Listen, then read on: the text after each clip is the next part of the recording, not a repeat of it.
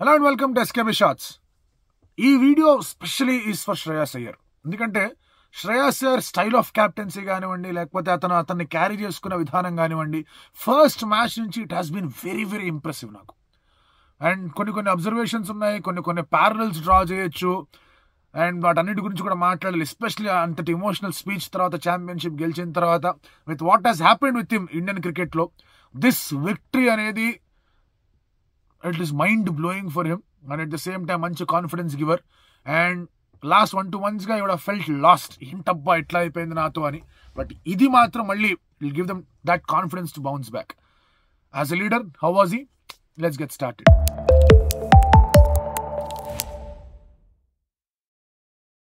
Generally ఏమవుతుందంటే మన team is doing really well.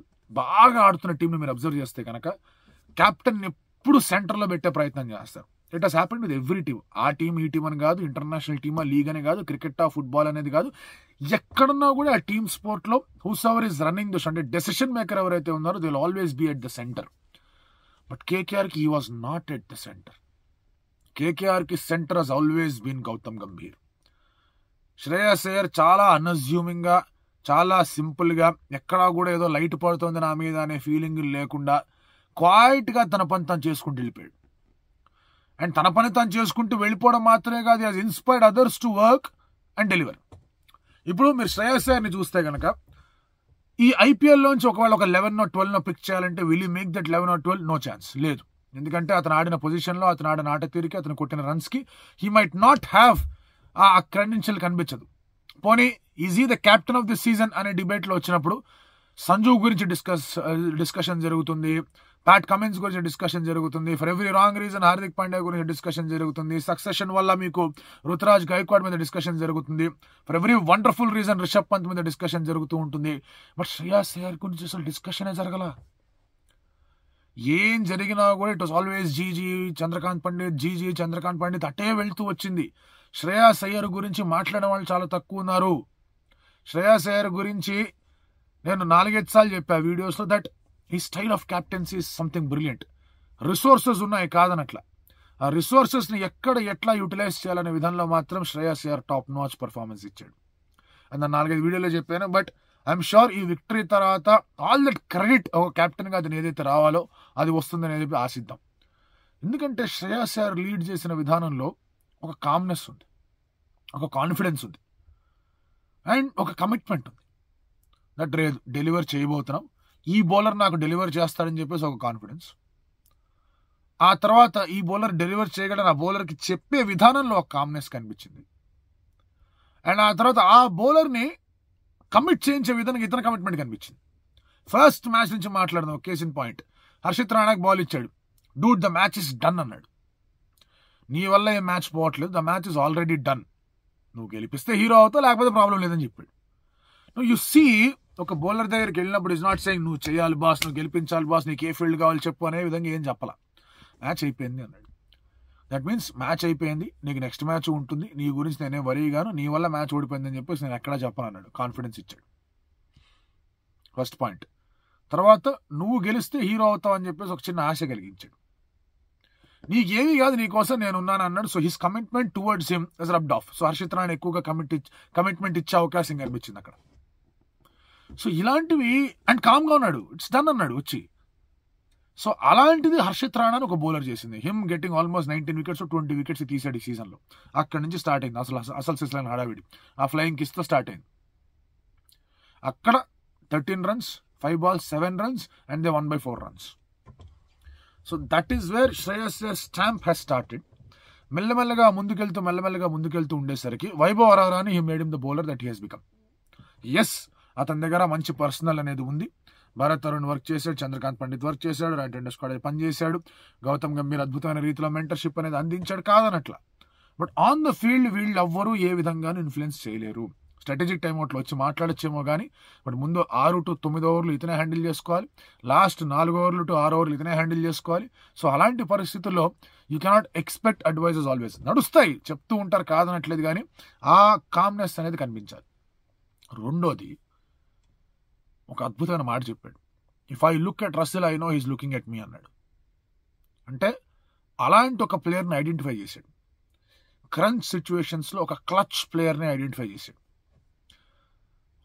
బౌలర్లు కాస్త రన్లకి వెళ్తున్నారు, నువ్వేమన్నా నా కోసం చేస్తావా, దాంతో మొదలుపెట్టి boss it is your time now అంటూ జస్ట్ కనుసైగతో ఒక కాన్ఫిడెన్స్ అందించాడు. These are the minute things that captain should do. అన్‌నోటిస్డ్‌గా వెళ్తాయి. అతను చెప్పేంత వరకు పీపుల్ మైట్ నాట్ రియలైజ్. అక్కడ ఉన్న వాళ్ళు they might realise what's happening. గేమ్ని దగ్గరగా చూసేవాళ్ళు they might realise what's happening. ఇది గెలిచాడు కాబట్టి దీని గురించి మాట్లాడే వాళ్ళు చాలా మంది ఉంటారు, అందులో ఎటువంటి డౌట్ లేదు, మీ ఇంక్లూడెడ్. గెలవకపోయినా మాట్లాడని ఇంత విస్తృతంగా వీడియో చేసేవాడని నాకు కూడా డౌట్గానే ఉండేది. But still I would have done something for Shreyas Iyer. ఎందుకంటే 4-5 సార్లు చెప్పాను ఏదో ఒకటి, ఈ విధంగా చేస్తున్నాడు, ఆ విధంగా చేస్తున్నాడు అని. I would have put everything in one perspective. But ఈ video is exclusively for him. And you identified a player, and ఆ ప్లేయర్ రెడీగా ఉన్నాడు. He came and took 20 wickets, 19 wickets అంతా తీసాడు. బ్యాట్ కన్నా బాల్తో ఎక్కువ కాంట్రిబ్యూషన్ అనేది అందించాడు. అదొకటి బాగా వర్కౌట్ అయింది.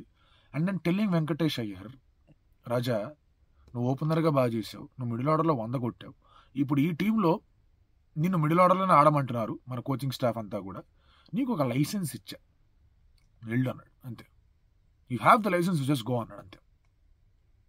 అండ్ అలాగే అతన్ని ఓవర్ కాంప్లికేట్ కూడా చేయాల. Venkateshwar can also bowl, mind you, over complicate చేయాలి. ఆల్రెడీ 2 గన్ ఆల్రౌండర్లు ఉన్నారు, 4 బౌలర్లు ఉన్నారు. బౌలింగ్ ఇచ్చి మళ్ళీ కాన్ఫిడెన్స్ దెబ్బతీసే పనులు చేయాల. ఒకవేళ అటు ఇటు అయిందంటే అన్ఫార్చునేట్లీ ఇంపాక్ట్ ప్లేయర్ రూల్ వల్ల ఇవన్నీ కూడా కలిసి వస్తాయి. ఐడియల్ వెంకటేశ్వర్ బౌలింగ్ చేస్తే బాగుండేది, అది కలిసి రాలేదు. బట్ ఇక్కడ ఓవర్ కాంప్లికేట్ చేయాలి. హీ నోస్ 2-3 రిసోర్సెస్ అతను ఒక ప్లేయర్ ఇవ్వగలడు, బట్ ఆ ప్లేయర్ని అలాగే వాడారు. ఎలాగైతే తన ప్రైమరీ స్కిల్ ఉందో ఆ ప్రైమరీ స్కిల్ని వాడే ప్రయత్నం చేశారు. అండ్ క్వాలిఫైర్ 1 గెలిపించాడు, ముంబైతో గెలిపించాడు, ఫైనల్ కూడా గెలిపించేశాడు వెంకటేశ్వర్.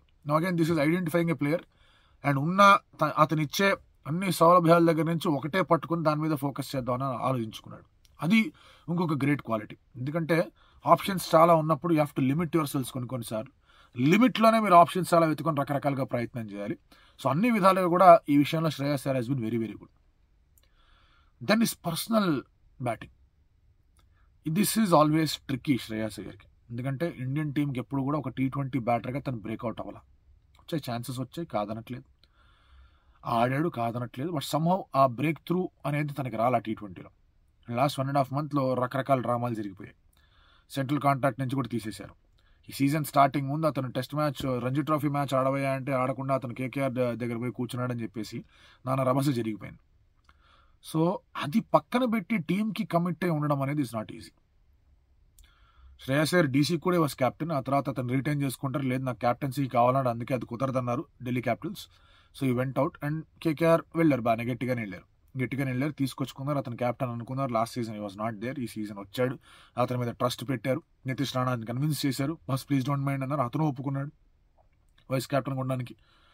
సో ఇక్కడ క్యాప్టెన్గా వచ్చినప్పుడు పర్సనల్గా ఏం జరుగుతుందో పక్కన పెట్టాలి, టీంకి ఏం చేయాలి అదే ఇంపార్టెంట్. ఒక మ్యాచ్ గెలిచిన తర్వాత అతను అడిగారు, what is your batting looking like అంటే, ఈ టీంకి ఐఎమ్ ది యాంకర్, ఈ టీంకి ఒకవేళ ఇబ్బందులు ఏమైనా వచ్చాయంటే కనుక I should play most of the deliveries. అలాగని ప్రతి మ్యాచ్ ఆడక్కర్లా, మ్యాచ్లో కొన్ని ఎక్స్టెండ్ చేయాలి, కొన్ని గట్టిగా కొట్టాలి. అండ్ 4-5 మ్యాచ్లో గట్టిగా కొట్టాడు. మిగతా మ్యాచ్లో కొంచెం అంత పర్ఫార్మెన్స్ అనేది ఇవ్వలేదు, but he still kept on going. And దానివల్ల ఏమవుతుందంటే అతని బ్యాటింగ్ నోటీస్ అవ్వదు. అందుకే ఇందాక as a batter if you want to put him ఈ IPL 11లో అతను ఉంటాడా, డెఫినెట్లీ ఉంటాడు. మై 11లో ఈజ్ నాట్ దేర్, మై 11లో is not even the captain. ఎందుకంటే definitely his decisions were influence by others, కాదనట్లేదు. But again on the field అతను వాడిన విధానం మాత్రం మెచ్చుకోవాలి. అతను వచ్చి దిస్ ఈజ్ మై టీమ్ అనే అథారిటీ స్టాంప్ చేయలేదు, but this is our team అనే నమ్మకాన్ని కలిగించాడు. అదే డిఫరెన్స్. అథారిటీ స్టాంప్ చేసి గెలిచే వాళ్ళు ఉన్నారు, they have been great great great legends of game. Kapil Dev, Imran Khan, ultimate authority stamp చేసి వరల్డ్ కప్ విన్నర్స్ వాళ్ళు. స్టీవ్ వా, రికీ పాంటింగ్, వీళ్ళందరూ దే వన్ వరల్డ్ కప్స్ వాళ్ళ అథారిటీ చూపించి. But there are again others, అంటే సింపుల్గా పనులు కానిచ్చుకుని వెళ్ళిపోయేవాళ్ళు ఉన్నారు. కేన్ విలియమ్సన్ ఫర్ ఎగ్జాంపుల్, అతను వరల్డ్ టెస్ట్ ఛాంపియన్షిప్ గెలిచాడు, పెద్దగా మ్యాచ్లు గెలవలేదు, కానీ he will not stamp an authority and say it is my team. So అలాంటి ట్రేడ్స్ నాకు శ్రేయస్ అయ్యర్లో కూడా కనిపించాయి. And has one this championship Shreyas Iyer. So అది తన పర్సనల్ లెవెల్ని కూడా టీంకి ఇది అవసరం, okay fine I'll do that. దీని నుంచి నేను అక్కడికి వస్తానా, దాని నుంచి నేను ఇక్కడికి వస్తానని ఇట్స్ సెకండరీ థింగ్ అనుకున్నాడు, బాగా ఆడాడు, అది బాగా వర్కౌట్ అయింది. Then is 2 major resources were Varun Chakravarthy and Sunil Narayan.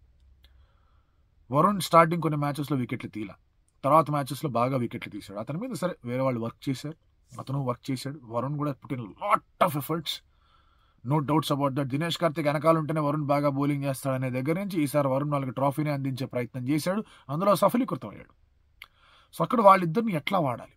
They can do anything. But ట్యాండమ్లో వేయించాలా, పక్కన వేయించాలా, లేదా ఆగి వేయించాలా, రొటేట్ చేయాలా, వీటన్నిటిలో కూడా has been very very good. General ఏమవుతుందో క్యాప్టెన్గా ఉన్నప్పుడు ఒక గన్ రిసోర్స్ ఉన్నాయంటే వాడేస్తారు, కమాన్ కమాన్ కమాన్ కమాన్ అంటారు. బట్ లిమిటెడ్ ఓవర్స్ వాళ్ళు లిమిటెడ్గానే వాళ్ళని వాడుకోవాలి. ఆ లిమిట్లోనే చాలా ఎక్కువగా చేయించగలగాలి. దానికి కాంట్రిబ్యూషన్, కాంబినేషన్, పార్ట్నర్షిప్ అనేది బౌలింగ్లో కూడా చాలా అవసరం. అందులో Shreyas cracked it really well.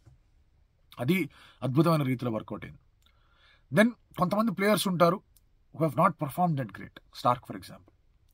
స్టార్కి ప్రతిసారి చెప్తూనే వచ్చారు, you are there, you will just get there అని. And come at the moment, come at the man అంటారు కదా, అలాగే 6 వికెట్లు తీసాడు.